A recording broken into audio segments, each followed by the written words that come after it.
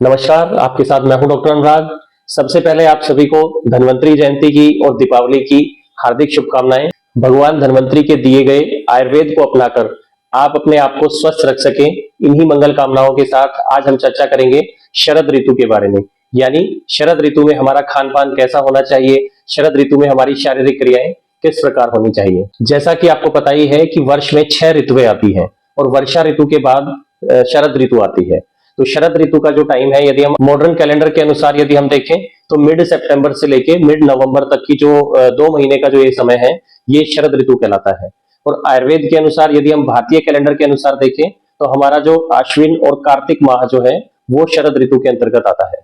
आयुर्वेद में जितने भी आचार्य हैं और जितनी भी संहिताएं हैं, उन सभी में, चाहे वो चरक संहिता हो या फिर वाग्भट संहिता हो या सुश्रुत संहिता हो, सभी में शरीर को स्वस्थ रखने के लिए दिनचर्या और ऋतुचर्या, इन दो चीजों का विस्तार से वर्णन किया गया है। और यदि हम इस दिनचर्या यानी जो डेली रूटीन है आयुर्वेद के अनुसार, यदि हम उसको नियमित रूप से फॉलो करते हैं और हर एक ऋतुचर्या का यानी हर एक ऋतु के हर एक मौसम के अनुसार जो खान पान है, जो आहार विहार है, यदि उसका हम नियमित रूप से पालन करते हैं तो लगभग 80% जो बीमारियां हैं उन बीमारियों से आप बच सकते हैं। यदि आप जानना चाहते हैं कि शरद ऋतु में यानी अक्टूबर नवंबर का जो ये माह है, इसमें आपको कौन कौन सी खान पान में चीजें इस्तेमाल करनी चाहिए और कौन कौन सी ऐसी चीजें हैं जिनको इन महीनों में आपको नहीं खाना चाहिए, और ऐसी कौन कौन सी शारीरिक क्रियाएं हैं जो आपको इस ऋतु में, इस मौसम में नहीं करनी चाहिए, और ऐसी कौन सी क्रियाएं हैं जो इस ऋतु में हमें करनी चाहिए। और साथ ही मैं आपको बताऊंगा इस महीने में प्रयोग करने वाला एक स्पेशल एंटी एजिंग फॉर्मूला। तो इस वीडियो के साथ अंत तक जरूर जुड़े रहिए। और यदि आप चाहते हैं कि आपके मित्र और प्रियजन भी आयुर्वेद से अपना स्वास्थ्य लाभ कर सके, तो इस दीपावली को ये वीडियो उनके साथ ई गिफ्ट के रूप में शेयर करें, क्योंकि स्वास्थ्य से बढ़कर कोई उपहार नहीं होता है। हमें आयुर्वेद के अनुसार जो दिनचर्या बताई गई है यानी जो डेली रूटीन बताया गया है, उसको तो हमें फॉलो करना ही करना होता है, लेकिन साथ ही साथ जो अलग अलग मौसम आते हैं, जो अलग अलग ऋतुएं आती हैं, उसके अनुसार भी ऋतुचर्या का पालन हमें करना चाहिए। क्योंकि आयुर्वेद में जो 3 मुख्य सिद्धांत माने गए हैं वो है वात, पित्त और कफ, जो शारीरिक दोष कहलाते हैं। इन्हीं दोषों के इम्बैलेंस और बैलेंस होने से हमारे शरीर में विभिन्न डिजीज है या जो भी बीमारियां हैं वो उत्पन्न होती है।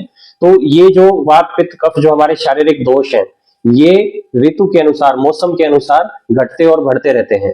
जैसे जो अभी वर्षा ऋतु गई है, बरसात के मौसम में हमारे शरीर में प्राकृतिक रूप से ही वात दोष जो है उसका प्रकोप होता है। इसी प्रकार शरद ऋतु में हमारे शरीर में पित्त दोष जो है उसकी अधिकता होती है, यानी पित्त दोष जो है वो प्राकृतिक रूप से ही बढ़ा हुआ होता है। और जो ये बढ़ा हुआ पित्त दोष है, ये रक्त धातु के साथ मिलकर उसे भी यानी खून को भी जो है वो दूषित कर देता है। और ये जो बढ़ा हुआ पित्त है और साथ ही जो रक्त धातु जो दूषित होती है, वो दोनों मिलके हमारे शरीर में अनेकों बीमारियां उत्पन्न करते हैं। और आयुर्वेद में शरद ऋतु को रोगों की मां कहा गया है, रोगाणाम माता शारदे। शरद ऋतु में पित्त दोष के बढ़ने से होने वाली जो बीमारियां हैं उसके लक्षण हमारे शरीर में दिखाई देने लग जाते हैं। जैसे हाथ पैरों में जलन होना, बहुत ज्यादा पसीना आना, या फिर आंखें लाल रहना और उनके अंदर जलन होना आंखों में, या मुंह में छाले होना, पेशाब में जलन होना, या फिर पेशाब जो है वो अत्यधिक पीला आना, और बालों से संबंधित समस्याओं में बालों का बहुत जल्दी सफेद होना या बालों का बहुत जल्दी झड़ना, ये भी सब पित्त बढ़ने के लक्षण हैं। एसिडिटी की समस्या रहना, या फिर महिलाओं में माहवारी के दौरान जो ब्लड फ्लो है वो ब्लड फ्लो का ज्यादा आना या फिर ब्लड फ्लो का बढ़ जाना, ये सारे लक्षण शरीर में पित्त दोष के बढ़ने के कारण होते हैं। और जैसा कि मैंने बताया कि ये पित्त दोष जो है वो रक्त धातु यानी खून को भी दूषित कर देता है, इसलिए इसके कारण से बहुत से त्वचा रोग जो हैं वो भी शरद ऋतु में बढ़ जाते हैं। जैसे एक्जिमा है, या फिर लाल लाल जो चकत्ते निकल जाते हैं हमारी स्किन पे वो है, या फिर पित्त निकलना जिसको हम अर्टिकेरिया कहते हैं, अर्टिकेरिया की समस्या भी इस ऋतु में बढ़ जाती है। इसलिए शरद ऋतु में हमारा जो आहार है यानी खान पान जो है और शारीरिक क्रियाएं हैं वो इस तरह होनी चाहिए कि जो बढ़ा हुआ पित्त है वो और ज्यादा ना बढ़े और बढ़ा हुआ पित्त जो है वो कम भी हो सके। तो इसके लिए अपनी डेली जो लाइफ है उसमें हमें क्या क्या चीजें खाने पीने में यूज करनी चाहिए और क्या क्या हमें शारीरिक क्रियाएं करनी चाहिए, इसके बारे में चलिए जानते हैं। सबसे पहली जो चीज है वो हम देखते हैं कि शरद ऋतु में किस प्रकार का भोजन हमें करना चाहिए। आयुर्वेद के अनुसार शरद ऋतु में हमें शीत गुण यानी जो ठंडी तासीर वाली जो चीजें हैं वो खान पान में प्रयोग करनी चाहिए, और लघु गुण यानी जो पचने में हल्की हो, जो खाने के बाद में जल्दी पच जाए, ऐसी जो खान पान की चीजें हैं वो हमें इस्तेमाल करनी चाहिए।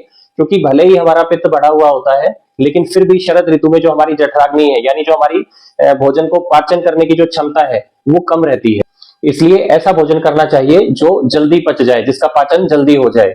खोए की मिठाइयां हैं, या फिर जो तली हुई चीजें हैं, या ज्यादा मिर्च मसाले वाली चीजें, ज्यादा नमक वाली जो चीजें हैं, नमकीन जो चीजें हैं, उनका भी इस ऋतु में इस्तेमाल नहीं करना चाहिए। ऐसा भोजन जिसकी तासीर ठंडी होती है, यानी जो शीत गुण वाले जो भोजन है, वो पित्त को कम करने वाली होती है।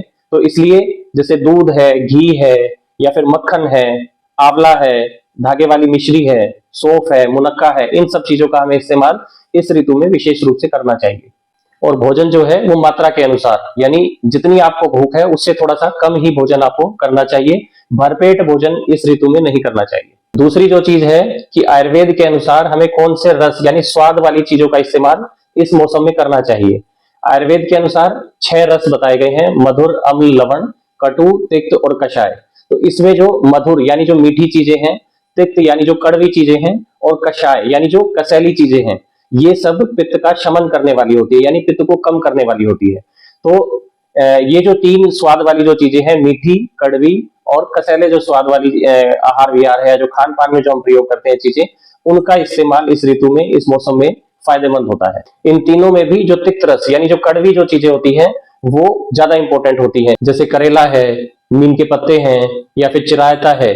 और आयुर्वेदिक ऐसी औषधियां जो तिक्त रस वाली यानी जो कड़वी जो आयुर्वेदिक औषधियां हैं, वो इस मौसम में फायदेमंद होती है। और मधुर रस वाली यानी जो मीठी चीजें हैं, जैसे दूध है, मक्खन है, या फिर खजूर है, मुनक्का है, अंजीर है, या फिर जो धागे वाली मिश्री है, ये भी इस मौसम में फायदेमंद होती है। इसी तरह जो कषाय रस यानी जो कसैले स्वाद वाली जो चीजें होती हैं, जैसे आंवला है और हरितकी है, जिसे हम हरड़ कहते हैं, इन दोनों चीजों का भी इस्तेमाल इस ऋतु में विशेष रूप से फायदेमंद होता है। और आंवले का तो ये सीजन होता है, तो हमें आंवला जो है वो इस ऋतु में विशेष रूप से प्रयोग करना चाहिए। आप देखेंगे कि शरद ऋतु में हमें अपने खाने पीने में कौन से अनाज और कौन सी दालों का प्रयोग करना चाहिए। शरद ऋतु में अनाज में साठी चावल यानी पुराने जो चावल होते हैं, उनका इस्तेमाल हमें करना चाहिए। और चावल बनाते समय एक जो विशेष सावधानी हमें रखनी है कि चावल को हमेशा उबाल कर प्रयोग करें, यानी चावल को बॉईल करके और फिर उसका जो मांड का पानी होता है वो निकाल के वो चावल हमें खाने में इस्तेमाल करने चाहिए। सीधे कुकर में घी और तेल में फ्राई करके बनाए गए चावल या फिर पुलाव के रूप में बनाए गए चावलों का उपयोग नहीं करना चाहिए।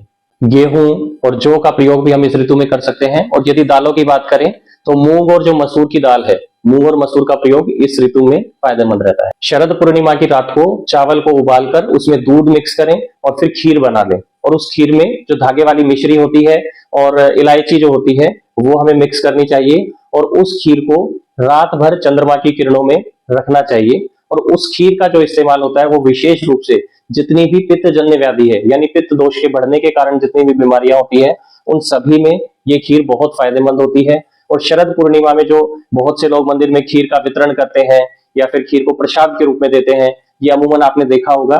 तो ये जो परंपराएं हमारे भारत देश में बनाई गई हैं, ये कहीं ना कहीं आयुर्वेद से हमारे स्वास्थ्य को ठीक रखने के लिए बनाई गई है, और ये खीर औषधीय गुणों से भरपूर होती है। अब देखते हैं कि शरद ऋतु में हमें कौन सी सब्जियों का और कौन से फलों का प्रयोग करना चाहिए।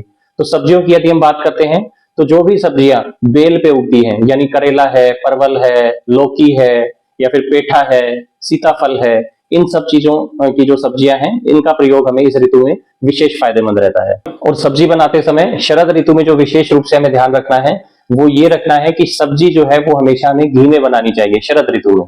तेल का जो इस्तेमाल है वो शरद ऋतु में सब्जी बनाने में या खाना बनाने में हमें नहीं करना चाहिए, क्योंकि घी जो है वो पित्त शामक माना गया है, और ये पित्त का शमन करने वाला, उसको कम करने वाला है। और तेल जो है उसकी जो तासीर है वो गर्म होती है, तो यदि हम तेल का इस्तेमाल करेंगे तो जो पित्त है वो इस मौसम में और हमारे शरीर में बढ़ जाता है। और यदि फलों की बात करें तो जैसे पका हुआ केला है, नारियल का पानी है, सेब है, इस प्रकार के जो भी मौसमी फल है उनका प्रयोग हमारे लिए फायदेमंद होता है। इसके बाद हम देखते हैं कि शरद ऋतु में जो हम पानी पीने के लिए प्रयोग करते हैं वो कैसा होना चाहिए। तो शरद ऋतु में जो पीने का पानी है, इसके बारे में आयुर्वेद में शरद ऋतु में हंसोदक का इस्तेमाल करने को बताया गया है। हंसोदक यानी वो पानी जो दिन में सूर्य की किरणों में रखकर तपाया गया हो, गर्म किया गया हो, और रात में चंद्रमा की जो किरणें हैं उसमें रखकर उसे शीतल किया गया हो। इस पानी का प्रयोग जो है वो आयुर्वेद में अमृत के समान गुणकारी बताया गया है। और शरद ऋतु में हम इस पानी में शहद डालकर भी उसका प्रयोग कर सकते हैं, जो बहुत फायदेमंद होता है। अभी तक तो हमने देखा कि शरद ऋतु में हमें कौन कौन सी चीजों का इस्तेमाल करना चाहिए। अब हम देखेंगे कि शरद ऋतु में कौन सी ऐसी चीजें हैं जिनका इस्तेमाल हमें नहीं करना चाहिए। तो जैसा कि पहले भी बताया कि शरद ऋतु में भरपेट खाना नहीं खाना चाहिए, जितनी आपको भूख है उससे थोड़ा सा कम ही खाना खाना चाहिए, और जो भोजन पचने में भारी है ऐसा भोजन भी हमें नहीं करना चाहिए। शरद ऋतु में एक जो विशेष सावधानी रखनी है वो ये है कि शरद ऋतु में दही का प्रयोग नहीं करना चाहिए, यानी जो अक्टूबर और नवंबर का जो महीना है उसमें हमें दही नहीं खाना चाहिए, क्योंकि दही की जो तासीर है वो आयुर्वेद के अनुसार गर्म उष्ण बताई गई है। तो यदि हम उष्ण तासीर होने के कारण ये पित्त को बढ़ाने वाला होता है। लेकिन पतली सी यदि हम लस्सी बनाकर प्रयोग करें तो उस लस्सी का प्रयोग हम शरद ऋतु में कर सकते हैं। शरद ऋतु में जो मिर्च मसाले हैं या फिर खट्टी चीजें हैं या फिर इमली और अचार जैसी जो चीजें हैं, इनका इस्तेमाल करने से हमें बचना चाहिए। और जो फर्मेंटेड चीजें हैं या फिर जो बेकरी की जितनी भी चीजें हैं, इन सब चीजों का इस्तेमाल शरद ऋतु में नहीं करना चाहिए। शरद ऋतु में रात को देर तक जागना या फिर दिन में सोना या फिर तेज धूप में बैठना या तेज धूप में घूमना और शराब का सेवन जो है वो वर्जित बताया गया है, यानी शरद ऋतु में इन सब चीजों का हमें इस्तेमाल नहीं करना चाहिए। आयुर्वेद के अनुसार शरद ऋतु में जो बढ़ा हुआ पित्त है उसे निकालने के लिए और जो दूषित रक्त है उसको निकालने के लिए पंचकर्म चिकित्सा में विरेचन और रक्त मोक्षण करवाना चाहिए। विरेचन और रक्त मोक्षण करवाने से पहले तिक्त घृत को पिलाकर रोगी के शरीर का स्नेहन करना चाहिए और उसके बाद विरेचन यानी आयुर्वेदिक औषधियां देकर जुलाब लगवाकर पित्त को हम बाहर निकालते हैं। और रक्त मोक्षण यानी दूषित रक्त को बाहर निकालना। तो दूषित रक्त को बाहर निकालने के लिए रक्त मोक्षण जो है वो हम दो प्रकार से करा सकते हैं, एक तो जोंक लगाकर यानी लीच थेरेपी कराकर, और दूसरा सिरावेद यानी एक तरीके से हम कहें तो ब्लड डोनेशन करके। तो यदि आप रक्तदान करना चाहते हैं तो शरद ऋतु में यानी अक्टूबर और जो नवंबर माह है इसमें हमें अपना ब्लड डोनेट करना चाहिए, ताकि आपके शरीर में जो बढ़ा हुआ पित्त है वो पित्त दोष भी कम होता है और आपका जो खून है वो भी शुद्ध होता है। इसके बाद हम देखते हैं कि शरद ऋतु में हमें कौन सा विहार करना चाहिए, यानी कौन कौन सी शारीरिक क्रियाएं हमें शरद ऋतु में करनी चाहिए। तो शरद ऋतु में रात के समय चंद्रमा की किरणों में बैठना या फिर सोना बताया गया है। शरीर पर ठंडी तासीर वाली औषधियां जैसे चंदन, खस तथा कपूर का जो है वो हमें लेप करना चाहिए। मोती की माला को पहनना चाहिए, लेकिन इसमें एक सावधानी यह रखनी है कि यदि रात को ओस गिरती है तो ओस में हमें नहीं बैठना है और नहीं सोना है। आयुर्वेद में बताया गया एक विशेष योग जो मैं आपको बताना चाहूंगा, जिसका प्रयोग हमें शरद ऋतु में करना चाहिए। उसके लिए 100 ग्राम हरित की यानी हरड़ का जो चूर्ण है वो हमें लेना है और उसमें 100 ग्राम धागे वाली जो मिश्री है उसका पाउडर करके इन दोनों चीजों को हमें मिलाकर मिश्रण बनाना है। और रोज सुबह खाली पेट यदि हम 3 से 4 ग्राम यानी लगभग आधा चम्मच की मात्रा में ताजा पानी के साथ यदि हम इसका इस्तेमाल करते हैं तो ये हमारी रोग प्रतिरोधक क्षमता को भी बढ़ाता है, पित्त को भी कम करता है और इसका एंटी एजिंग इफेक्ट होता है, यानी ये रसायन का काम करता है। और इस योग को पूरे 2 महीने यानी पूरी जो शरद ऋतु है यदि उसमें आप इस मिश्रण का प्रयोग करते हैं नियमित रूप से तो आपको इससे अद्भुत परिणाम मिलते हैं। तो दोस्तों उम्मीद करता हूं कि आप अपने शरीर को स्वस्थ रखने के लिए ये जो शरद ऋतुचर्या आयुर्वेद में बताई गई है इसमें जो नियम बताए गए हैं इन सभी का पालन आप जरूर करेंगे। और यदि ये जानकारी आपको अच्छी लगी तो इस वीडियो को जरूर लाइक और सब्सक्राइब करें। तो फिर मिलेंगे एक ऐसी ही चर्चा लेकर जो आपके और आपके परिवार के लिए फायदेमंद होगी। प्रामाणिक आयुर्वेद अपनाएं, अपने शरीर को स्वस्थ बनाएं। नमस्कार।